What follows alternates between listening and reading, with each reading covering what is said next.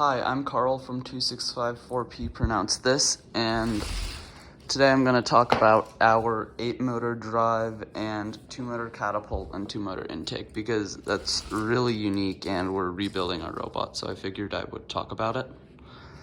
So, to start things off, our drive is 36 to 48 on 600 RPM motors, so 450 RPM wheels.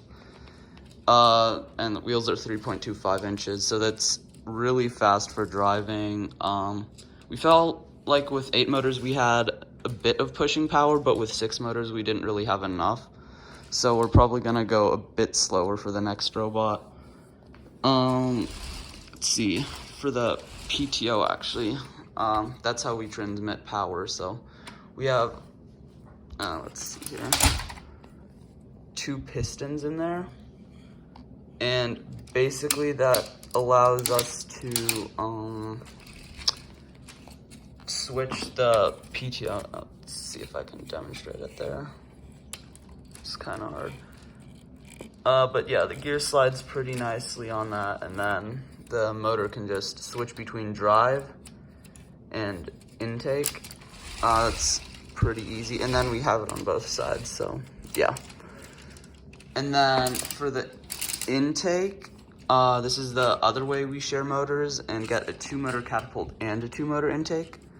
We actually have a ratchet here, so when that spins one way, the intake spins forward, and when it spins the other way, you can see now the shaft is spinning. That goes down the center, and that actually rewinds the catapult. So there's that, and then just, yeah. So our intake is actually 1200 RPM on the first roller. This was just a prototype. It didn't end up working that well, so I would definitely recommend a flex wheel intake. Yeah, that's what we had before, but then we tried this and then it didn't work, so we figured we're rebuilding anyway, just leave it on for now. And then second stage is flex wheels, and that only spins at 600 RPM. So the intake is really fast. So that actually brings us to the next part, which is this thing. This is just to help reduce the energy on the discs when it comes in. So it's just rubber banded here. So it actually can move really easily. Let me turn on the robot real quick.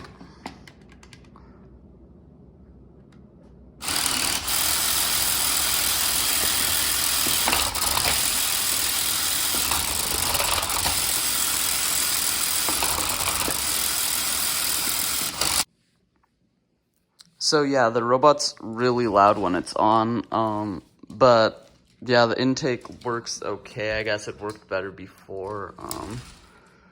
And then, yeah, this thing I guess just rides up on those spacers there. They're a little bent. We should have boxed them through the middle, but build quality issue. And then, let's see here. Oh yeah, so we have a passive roller mech, because in endgame when we have 8-motor drive on, we can't have a motor dedicated to spinning rollers and such. So the only way to spin rollers at that point is with the passive roller mech. So basically the way it works is, here, I'll throw a video up, but basically we drive into the roller, and then it hits the roller and turns it, and then it also bounces down, and then when we drive away, it just spins back. Let's see, is there anything else? Oh yeah, so expansion, we had, so I don't have it with me right now, but normally a pneumatic nut would sit on the end of that bearing flat there, and then string would go just in there, and then it would just run up through the middle. And then we actually had a piston on the front here. Double acting just because it was the only one we had with the rubber band to hold it tight. Then when we activate the piston, expansion would fire. And so yeah, the nut would be sitting on the end and then just flies off. Really steep release angle so we can shoot over other robots with it. Then I guess there's the release mechanism right there. I guess, oh yeah, last thing would be, there's actually a ratchet in there on the catapult. You can kind of see it bouncing up, and that basically allows the catapult to be held down when we're intaking and maybe 8-motor drive or something.